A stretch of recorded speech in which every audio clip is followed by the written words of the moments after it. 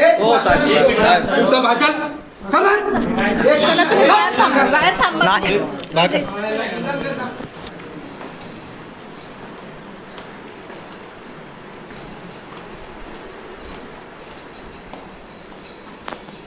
जब किसी राजनीतिक पक्ष का कार्यकर्ता और पदाधिकारी किसी भी समस्या को लेकर के अधिकारी से जब बारंबार मिलता है फिर भी काम नहीं होता है, तो वही होता है जो आप वीडियो में साफ साफ देख रहे हैं कि किस तरह से अविनाश गुंजालकर साहब जो वीवीएमसी में अधिकारी है उनकी कुर्सी उठा रहे हैं, और वो शख्स कोई और नहीं मनसे के विभागाध्यक्ष दिनेश अहिरे हैं।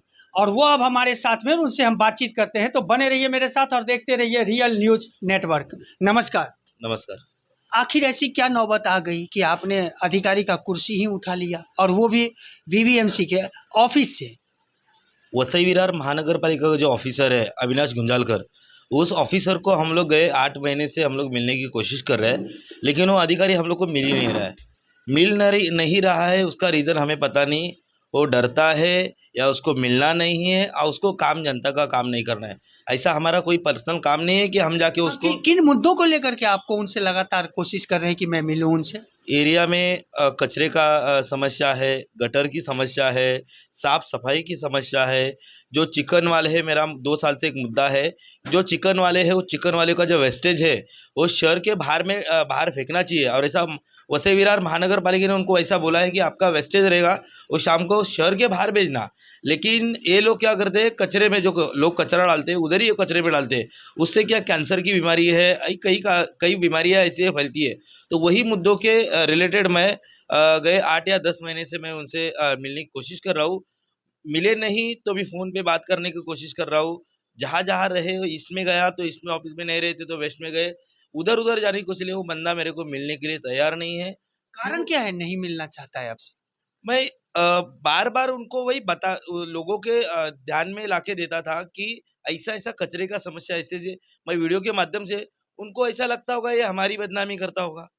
उसका तो मेरा पर्सनल कुछ इश्यू है ही नहीं है ना हमारा। मैं मेरा पर्सनल काम लेके गया, लेकिन जिस लोगों के काम के लिए मुद्दे लेके जाता हूँ तो मिलने के लिए, शायद उसको पता रहेगा वो मेरे पे क्यों इतना गुस्सा है।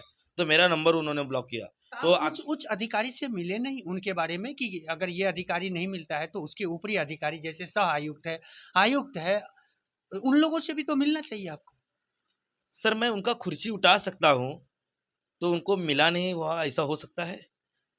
मनाली साहब को मिला, उनको मैंने पत्र लिखा है, पत्र दिया है कि ये काम नहीं करता है, इसकी हकलबट्टी करो। दरवेशी साहब को मिला, सहायक आयुक्त तो जो नया है विक्टर डिसूजा, उनको मिला। मैं किसको मिला नहीं, ऐसा हो ही नहीं सकता। ना उन्होंने बतावे कि दिनेश आर्या के मिला नहीं, लेकिन वो भी लोग जो है उन्होंने नींद की गोली खा के सोए हैं और अपने अपने सहकारी को ये संभालने की कोशिश कर रहे हैं, ऐसा मेरा आरोप है। तो किसी सरकारी कार्यालय में सरकारी अधिकारी का कुर्सी उठाना एक तरह से गैर कानूनी है, तो आप पे तो अपराध भी, उन लोगों ने एफआईआर दर्ज भी कराई है आपके खिलाफ क्या? वो मुझे तो पता नहीं उन्होंने किया है नहीं किया, उनका काम है वो करेंगे। मेरा काम था वो मैंने कर दिया। हाँ, जो आपने जो मन से स्टाइल है वो आपने दिखा दिया। लेकिन क्या लगता है कि जो मुद्दा था वो मुद्दा आखिर, यहाँ जैसे प्लास्टिक है, हर आप सड़क पे जाओ मिलता ही मिलता है, इन्हीं सब मुद्दों को लेकर के आपने उनके पास गया था? यस, ये सब से बहुत सारे मुद्दे हैं। आपको एक शॉर्ट में बताना चाहता हूँ और बताता हूँ। बुल्डाना जिलाधिकारी कार्यालय, वहाँ से एक नोटिस जारी हुआ है, और जिलाधिकारी ने कलेक्टर साहब ने सब डिस्ट्रिक्ट के जितने भी तहसीलदार हैं सबको एक नोटिस जारी किया है। अपने विभाग में अपने अपने जगह पे जहाँ जहाँ आपका विभाग आता है उधर सबको उस महानगर पालिका हो या और कोई निगम हो, नगर परिषद हो, सबको उन्होंने खत लिखा है, आदेश दिया है कि अपने अपने विभाग में कहाँ प्लास्टिक रहेगी उस पर बंदी लाओ। उससे लोगों को कैंसर की बीमारी हो सकती है। जो अपन चाय प्लास्टिक ग्लास में चाय पीते हैं उससे भी उसके जो कुछ गंदगी रहती है अपने शरीर में जाती है। तो वो जिलाधिकारी कार्यालय या वही ऑफिसर जो वो आदेश निकाल सकते हैं, तो इनको कार्रवाई करने के लिए क्या प्रॉब्लम क्या है? और यही मुद्दे को लेकर हम लोग जाते हैं। उसको मिलने के बाद, वो ऑफिसर को मिलने के बाद, रात को हम लोग थैली बेचने वाले को इधर रंगे हाथ पकड़ा, 3 गोनी भर के लेके आया था। तो उसको हमने पूछा कि भाई ये तो प्लास्टिक बेच रहा है, वो किसके भरोसे बेच रहा है, किसके परमिशन है? वो सीधा नाम लेता है कि वसई विरार महानगर पालिका का एक आदमी है उसका नाम है प्रदीप बोरा। प्रदीप बोरा। हाँ, वो आता है और वो पैसा लेके जाता है हमारे पास से। मैंने उसको पूछा, पैसा लेके जाता है तो आप उनको पैसा क्यों देते हो, आपको पावती देता है क्या? तो बोलता है नहीं है, पावती नहीं देता है, पैसा लेके जाता है। और ऐसे कितने दुकान हैं जो वही वसई विरार महानगर पालिका घन कचरा व्यवस्थापन अविनाश गुंजालकर को पता नहीं है। ऐसे बहुत सारे दुकान है उनको पता है, तो उधर जाके कार्रवाई करे। आगे की क्या रणनीति रहेगी इस कांड पे को लेकर के? जिस तरह से आपने कुर्सी खींचा, कल अगर नहीं फिर कार्रवाई होती है और आपका मुद्दा पे ध्यान नहीं देता है महानगर पालिका, तो क्या करेंगे आप?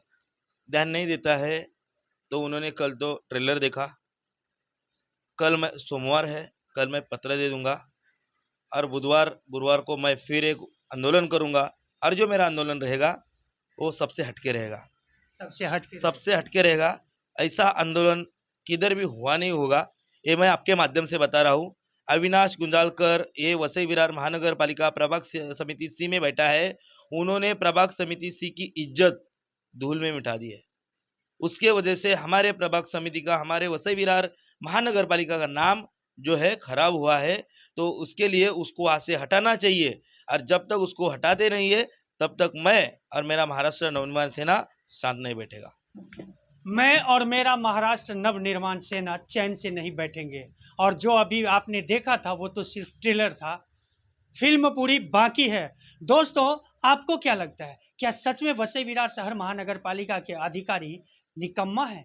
लिखिए, और वो भी कमेंट्स बॉक्स में, क्योंकि आने वाला जो आंदोलन होगा वो भी हम आपको दिखाएंगे। तब तक के लिए दे हमें इजाजत। हमारे चैनल को लाइक, सब्सक्राइब और शेयर करना ना भूलें।